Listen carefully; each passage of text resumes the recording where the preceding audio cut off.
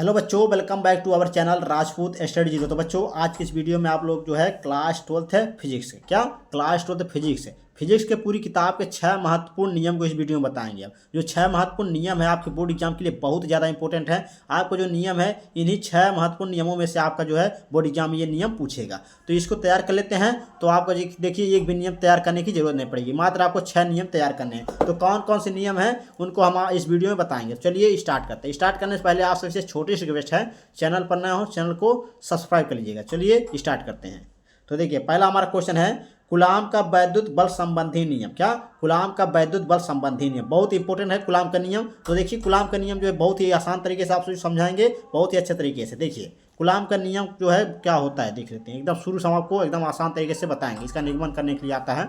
तो देखिए कूलाम के नियम के अनुसार सेम टू सेम इसी प्रकार लिखिएगा अपने बोर्ड एग्जाम में। कूलाम के नियम के अनुसार दो स्थिर बिंदु आवेशों के बीच लगने वाला बल दोनों आवेशों के बीच दोनों आवेशों के यानी Q1 और Q2 के गुणनफल के अनुक्रमानुपाती तथा उनके बीच की दूरी r के वर्ग के व्युत्क्रमानुपाती होता है। कूलाम का नियम यह कहता है कि दो स्थिर बिंदु आवेश हैं, जो दो स्थिर बिंदु आवेश कौन है, Q1 और Q2 है। ये दो स्थिर बिंदु हैं और देखिए उनके बीच लगने वाला जो है बल यफ है। दोनों आवेश यानी कि ये Q1 और Q2 इन दोनों के गुणनफल यानी यहाँ पर देखिए Q1 और Q2 इनके गुणनफल की क्या है, अनुक्रमानुपाती, यानी कि यफ अनुक्रमानुपाती Q1 Q2।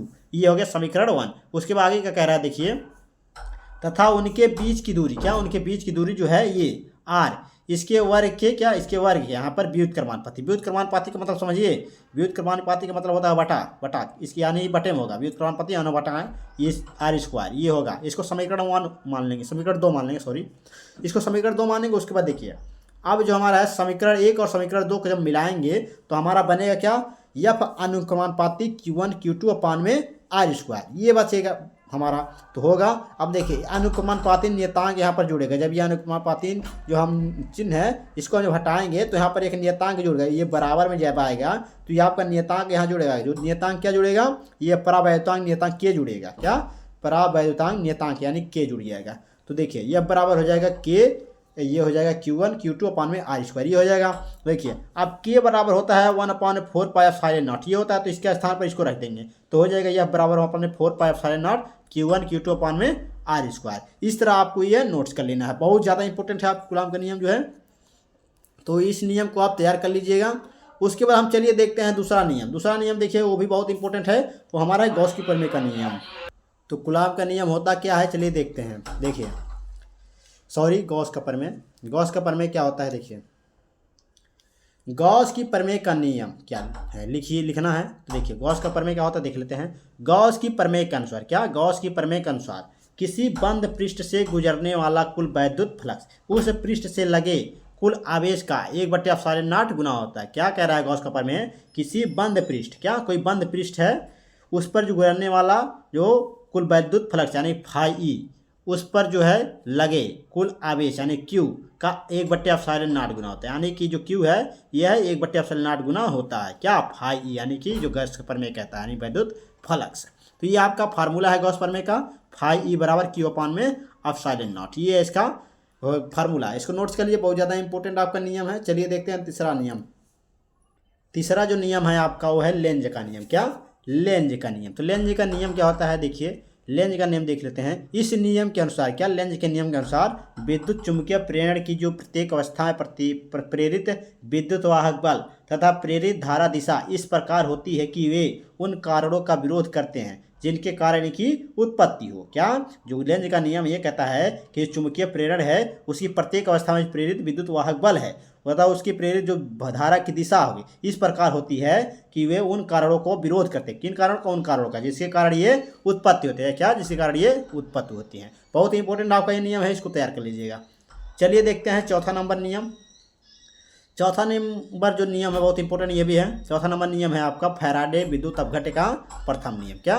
फैराडे विद्युत अपघट्य का प्रथम नियम। जो फैराडे का प्रथम नियम है वो विद्युत अपघट्य नियम है। तो बहुत इंपॉर्टेंट है। चलिए देख सकते हैं, उत्तर हो जाएगा इसका नियम देख लेते हैं। जब किसी विद्युत अपघट्य के विलयन में विद्युत धारा प्रवाहित की जाती है तो इलेक्ट्रोडों पर एकत्रित पदार्थ की मात्रा आवेश की मात्रा के क्या होता है, समानुपाती होता है। जब किसी विद्युत अपघट्य के जो विलयन में होगा विद्युत धारा उसे जो प्रवाहित करते हैं हम, तो इलेक्ट्रोडों पर जो एकत्रित पदार्थ की मात्रा होती है वो आवेशों की मात्रा की होती है, समानुपाती होती है, यानी कि W बराबर जेड क्यू, यानी जेड, ये जेड हमारा जब यहाँ पर ये देखिए ये आपका जेड समानुपाती क्यू होगा, क्या जेड समानुपाती क्यू, यहाँ पर इस तरह होगा W, उसके बाद ये आपका समानुपाती ये Q, ये होगा। तो ये हमारा जब समानुपाती हटेगा तो यहाँ पर नियतांक जुड़ेगा, क्या नियतांक, नियतांक कौन सा जुड़ेगा हमारा, ये जड़ जुड़ेगा, क्या जड़, तो यहाँ पर हो जाएगा जड़, ये जड़ यानी W बराबर जड़ Q, जहाँ पर आपका ये जड़ क्या है, ये एक नियतांक है, जिसे हम क्या कहते हैं, विद्युत रासायनिक तुल्यांक कहते हैं, क्या, जिसे हम विद्युत रासायनिक तुल्यांक कहते हैं। तो ये चौथा नंबर इंपॉर्टेंट आपका था, बहुत ही इंपॉर्टेंट आपका नियम था। चलिए पांचवा नियम देखते हैं। पांचवा नियम क्या है हमारा, पांचवा नंबर ये भी है फैराडे का द्वितीय नियम है, तो ये भी आपके बोर्ड एग्जाम में पूछता है, फैराडे का द्वितीय नियम। चलिए इसे देख लेते हैं। तो फैराडे का द्वितीय नियम क्या है देख लेते हैं।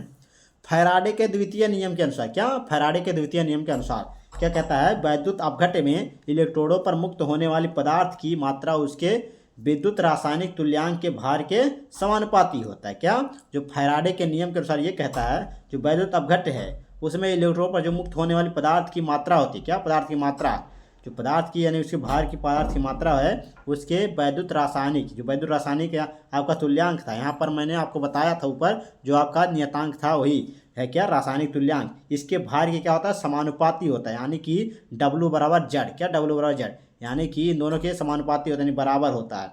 ये W बराबर हो जाएगा पदार्थ की भार की मात्रा। यहाँ पर ये क्या है हमारा, पदार्थ की मात्रा की, पदार्थ की जो भार होती है उसकी मात्रा है, और जड़ हमारा क्या है, मैंने बताया वैद्युत रासायनिक तुल्यांक। तो जड़ बराबर वैद्युत तुल्यांक की जो है रासायनिक तुल्यांक है, इसको नोट्स कर लीजिए। उसके बाद हम देखेंगे लास्ट जो हमारा छठवां नंबर है। छठवां नंबर हमारा जो इंपॉर्टेंट नियम है, बहुत ज़्यादा इंपॉर्टेंट है, BBIMP है, ओम का नियम। क्या, ओम का नियम बहुत ज़्यादा इंपॉर्टेंट है। तो ओम का नियम होता क्या, देखिए ओम का नियम लिखिए, क्या, ओम का नियम लिखना है, बहुत ज़्यादा इंपॉर्टेंट है। देखिए ओम के नियम के अनुसार, क्या, ओम के नियम के अनुसार यदि किसी चालक भौतिक अवस्था, क्या, यदि किसी चालक भौतिक अवस्था जैसे ताप हो गया, दाब हो गया आदि स्थिर रहे, तो चालक किसी सिरों के बीच का विभवांतर उसमें प्रवाहित धारा के समानुपाती होता है। क्या, जो ओम का नियम है वह कहता है कि यदि किसी चालक, जैसे भौतिक अवस्था हो गई, ताप हो गया, दाब हो गया, ये सभी जो है स्थिर रहें, तो चालक की जो सिरा होंगी, किसी सिरों के बीच जो विभवांतर होगा उसमें जो प्रवाहित धारा होगी यानी I, उन दोनों के क्या होगा, समानुपाती होगा, यानी कि V बराबर RI इसका फार्मूला है। या फिर इसका हम इस तरह भी लिख सकते हैं, ये आपका देखिए B है यहाँ पर RI, तो R यहाँ पर गुणे में है, इधर आएगा आपका ये, देखिए R नहीं लाना है हमको, I लाना है, तो R निकालना प्रतिरोध, तो I हमारा हो जाएगा इस तरफ, यानी कि हो जाएगा R बराबर V/I, इसका फार्मूला हो जाएगा। तो ये आपका हो गया ओम का नियम। तो ये थे आपके 6 महत्वपूर्ण नियम जो आप सभी के बोर्ड एग्जाम के लिए बहुत ज़्यादा इंपॉर्टेंट है। इसको आप सभी जो है ज़्यादा इसको शेयर कर दीजिए, आप इसको तैयार कर लीजिएगा। इसका PDF चाहे टेलीग्राम पर ज्वाइन हो जाइए राजपूत स्टडी 0 पर, तो वहाँ पर आपको मिल जाएगा। तो कैसा लगा वीडियो कमेंट बॉक्स में जरूर बताइएगा। चैनल पर नए हो चैनल को सब्सक्राइब कर लीजिएगा, नोटिफिकेशन ऑन कर लीजिएगा, और किसी वीडियो पर और भी किसी टॉपिक पर वीडियो बनवाना हो तो कमेंट कीजिएगा, उस पर बन जाएगा। तो चलिए मिलते हैं आप सबसे नेक्स्ट वीडियो में इसी तरह की वीडियो के साथ।